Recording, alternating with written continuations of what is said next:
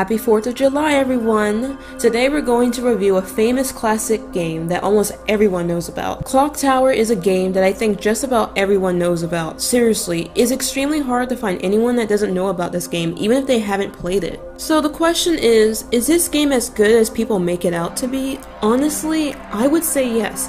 I think there's many reasonings to why this game gets such a good reputation. Clock Tower was created and published by Human Entertainment, Capcom, and Sunsoft. It was released on September 14 in 1995, led by Hifumi Kono, who was inspired by the works of an Italian horror film director named Dario Argento. Hifumi wanted to create a game in homage to Dario's films. Believe it or not, Clock Tower was an experimental project and was developed with a small budget and staff. The game sold well and was later re-released with some gameplay and graphical changes under the title Clock Tower: The First Fear on PlayStation, Windows, and WonderSwan. Weirdly enough, there's never been any Clock Tower releases outside of Japan. However, there's plenty of fan translations that have taken place. Many people also talk about the sequels, but from what I've heard and seen, I probably would say the sequels aren't that good. Now, I do forget exactly the whole story in Clock Tower 2, The Struggle Within. To be honest, I've watched the whole Let's Play of Clock Tower 2. Now, this is where things get kind of confusing because it's sometimes just called Clock Tower, but it's also called Clock Tower 2 in Japan. To me, it just seemed like it was so boring to me. However, I never seen The Struggle Within though. But what I do know is that Clock Tower 2 was released in 1996, or just called Clock Tower, which was very confusing to me, of course, because with the name titles. It was released in Japan on 13 December 1996, North America on the 1st of October 1997, and finally in Europe in February 1998. Clock Tower 2, in comparison to the first game, had 3D graphics and to me it seemed kind of fun but boring in a way. But it did sell close to 500,000 copies. But Clock Tower 2, The Struggle Within, didn't do too well, and I think a lot of people hated it. It was the first game in the series not directed by Kono, who was the director of Clock Tower 1 and 2, not The Struggle Within, but just 2, and it ended up being a critical failure. It was supposed to be a spin-off, but is it really no surprise that it didn't do too well? Either way, I think there's a core reason to why the very first installment was and always will be the best. Let's face it, I think during the time of 1995, it's kind of safe to say that Clock Tower had to be a very unique game, and to this day I'd argue that it still is. I mean, let's be dead honest here. Is it really a coincidence that many games tend to always try to replicate the greatness that Clock Tower had? Just look at what I've already reviewed. Remother Tormented Fathers was already trying to eat its cake too. But even then, most games like those and others included always seem to fail the key components that made Clock Tower amazing in the first place. But what is it that made Clock Tower good in the first place?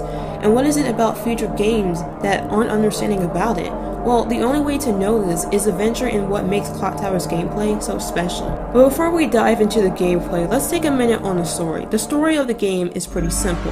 However, as you explore the house, you can find more background information that would explain the monster's family that our main protagonist Jennifer and her 3 other friends have to suffer through. However, the game isn't about story as much as it is about gameplay.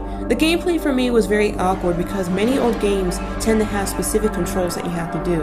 The one thing I guess I should already get out of the way is the cons of the game. Personally, I didn't really like how slow the character moved around. It kind of felt like the game was just dragging on in certain places where it shouldn't. Like, for example, when climbing upstairs, just took way longer than what I expected. Solving puzzles could kind of take a bit too. I know a lot of people complain about the tediousness of Clock Tower games, and I would agree in some ways. It can be brutal when, for example, you didn't pick up the ham in the fridge, so now when you're held captive with a crazy cannibal, he's just gonna eat you, thus you just get a game over. However, everything else is gold to me. I really love the music, the way the game progresses, the enemy you're trying to escape from, and anything else that was included. Firstly, let's talk about Bobby the Scissor Man.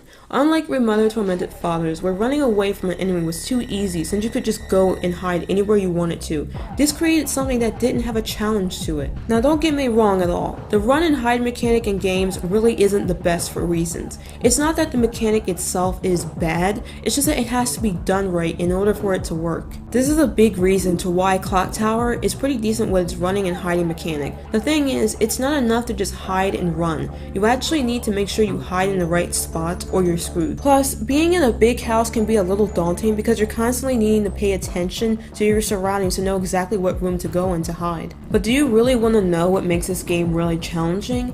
It's the fact that you can instantly die if you encounter Bobby, but sometimes you may just luck out one time. This is something that I like about this game. It's not flexible like the many other games that we play now. What I'm trying to say is, if anyone's going to make any type of horror game, then it's very important to understand that enemies shouldn't be lenient in killing our sorry asses. There should be a technique and skill when it comes to outsmarting the enemy. Sometimes, Bobby can just come out anywhere, and you'll never really know where he is and where he's coming from. I know in a recent game I reviewed, I stated that you never really know where your enemy is. Now listen, I feel like that whole thing of not knowing where your enemy is more than okay. But there's a time where there calls for some sort of challenging action that makes players to not want to get caught and die. Let's face it, Clock Tower forces the players to actually pay attention. For example, you can run outside the room, but let's say you run right. Bobby can literally teleport wherever the fuck he wants, so it's important that you think about your next step carefully or you might end up in the wrong room where you shouldn't be. Also, the puzzles weren't too bad, but like I said, the game can be really slow at times. You're mostly having to really explore the house because there are certain items you're going to need to progress, and it's very important to have specific items at certain places or you'll just end up dying. Personally, I don't find dying over a stupid item that you didn't think or couldn't find before attractive. I find it rather annoying and ugly, especially how Clock Tower handles it. It makes it seem more ridiculous than what it needs to be, but that's just my personal opinion. Personally, I would rather there be some logical way in doing things, rather than just the idea of, oh, explore the whole freaking house, because if you don't, you'll end up dying because you chose to not be slow to collect that one specific item to use for the situation, so now you have to die. To me, it's a little annoying because I think maybe there should be some logical ways to use multiple items perhaps to use to your own to your own advantage in order to progress, rather than just plain luck on the idea that the player got that one very item that nobody gives a shit about. In the game, I also really liked how there was multiple endings. Depending on what you do in the house and how you do it, you can achieve certain endings, which I thought was really cool. The music in the game is also very fantastic. It gives that shrill insanity that's taking place. If it wasn't for the music, I'm not really sure what would really be of this game. But what I do know is that the music for the game is really good and it makes it very unique. There's just something about the music that has a lot of character in it. Sometimes you just feel very uneasy at certain points, and at times you definitely feel the shrill of insanity rising. Now, as I stated before, this game doesn't really have a whole bunch of complex story, but I can respect the game that doesn't want to have too much story in it. What I respect about Clock Tower is that it's consistent with its story, with Jennifer and the other characters. And that, to me, is another thing that many games fail all the time now.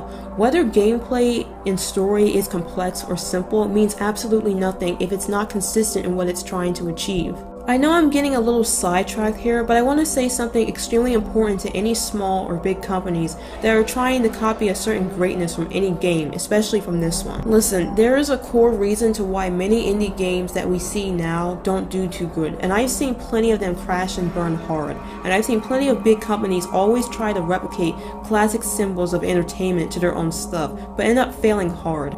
I need you all to hear what I'm saying. Listen, if any game developer who's listening to this, or anybody out there, is going to try and copy and inspire themselves with any big famous game, then you absolutely need to understand to the core of why those specific titles work.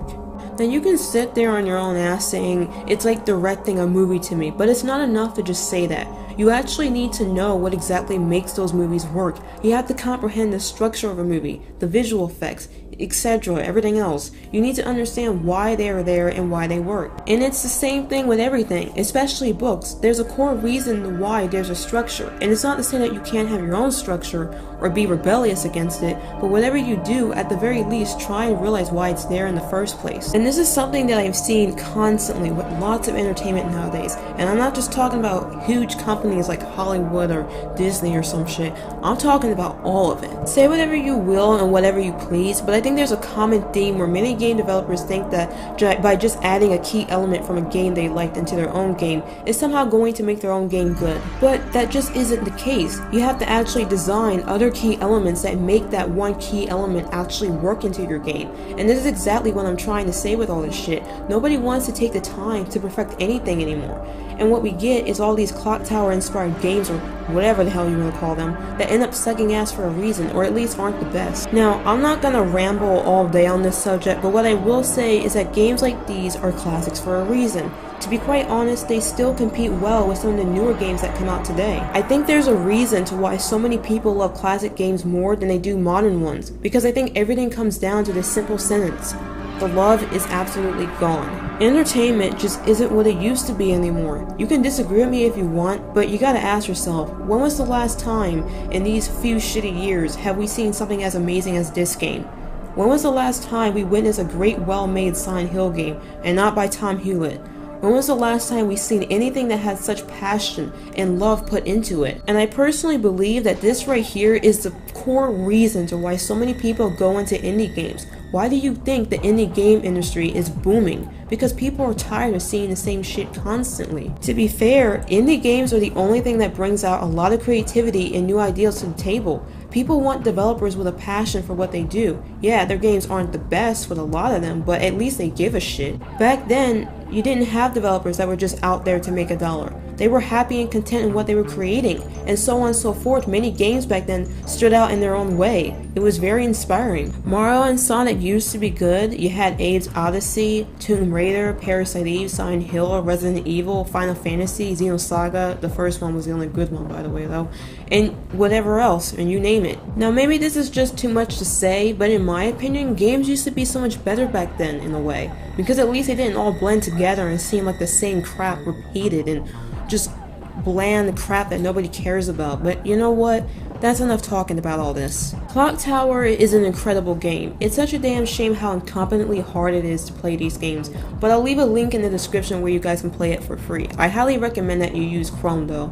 I'm giving this game an 8 out of 10. This game is pure gold. I really wish that there was more games that had such value like this one. It's also kind of a shame that the sequels weren't the best either. However, I did forget to mention that there was a Clock Tower 3. So there you have it, everyone, a review of a very good game. It's unfortunate that Satan himself was nowhere to be found.